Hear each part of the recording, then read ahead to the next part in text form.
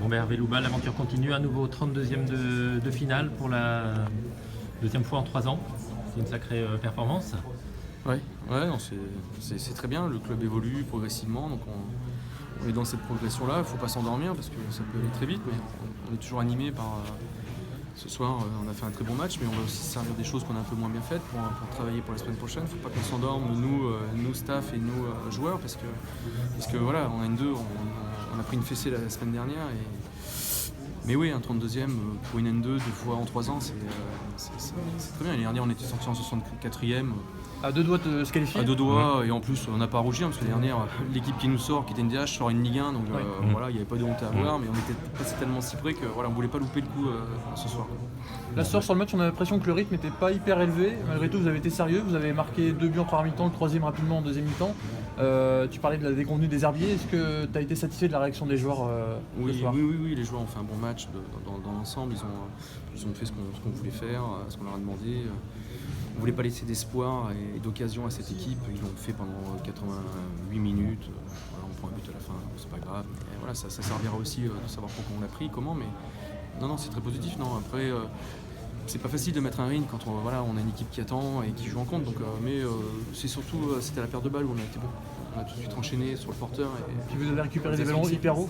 Oui, c'était aussi la consigne. Chez nous, en tant que favori, on devait imposer notre rythme et s'imposer physiquement et psychologiquement ici.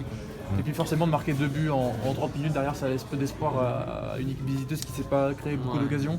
Ouais, moi j'avais été exigeant, pareil à la mi-temps, j'aurais dit qu'à 2-0 on s'en fichait, mais qu'il fallait qu'on réimprime ce qu'on avait fait au minimum, et puis 3-0 rapidement, bah voilà, on avait tué le match. Après on est resté sérieux parce qu'on a mis 2 autres, au lieu de baisser pavillon, on a continué à jouer. On en met 5, on peut en mettre 10. Voilà, donc c'est très bien. On doit féliciter les joueurs. Et puis mon staff a aussi très bien travaillé. Voilà, Gilou, Seb et puis Julien.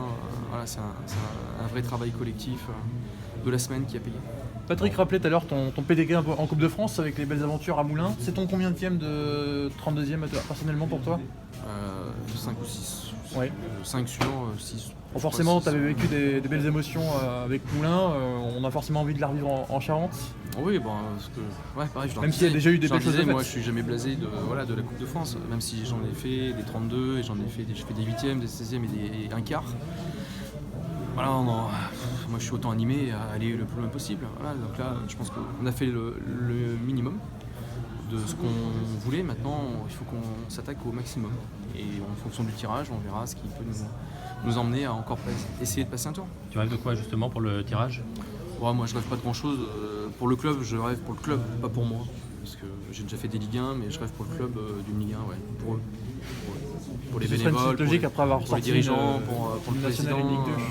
Voilà, donc ce serait une belle récompense pour le club. Mais on a une chance sur 3 d'avoir une Ligue 1 et on a aussi 2 chances sur 3 de se taper un mauvais tirage. Et puis une chance sur 2 de prendre un club pro, à peu près peut-être un poil moins, parce qu'il y a pas mal de Ligue 2 de sortie. Ligue 2, ouais, à mon avis, ça sera pas loin d'une chance sur 2 de prendre un pro. En tout cas, c'est vrai que par rapport à. Il y aura des matchs pièges, tu peux tomber chez une N1. Bayonne qui est passé là ce soir. Voilà, Bayonne à Bayonne, ce sera très compliqué. Enfin, il y aura plein de gros matchs. Quand il arrive en 32e, peu importe le match, je vous assure que le 32e, quoi qu'on reçoive ou qu'on joue à l'extérieur, il sera très compliqué. Et puis par rapport à il y a 2 ans, donc c'était contre les Herbiers, vous étiez à l'époque une N3 qui était en train de rebondir. C'était ta 2e saison à la CFC.